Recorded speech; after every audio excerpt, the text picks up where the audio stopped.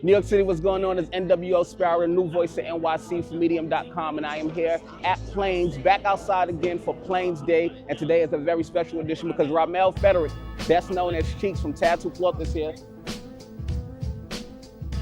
Streetwear is expression in itself, so this allows people to express themselves on whatever it is, whether it be things that they're wearing in the street.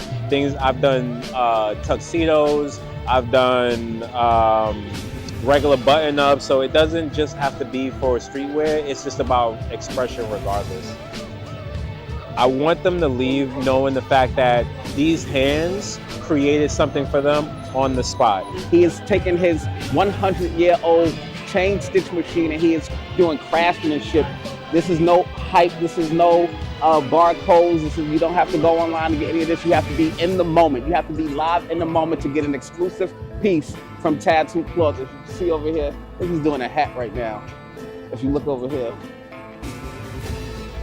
It's not about, a machine sitting there stitching away. You get a chance to see it done in front of you and get a chance to understand that this is the way a lot of embroidery was done 100 years ago, up until the 60s when everything started to become more digital.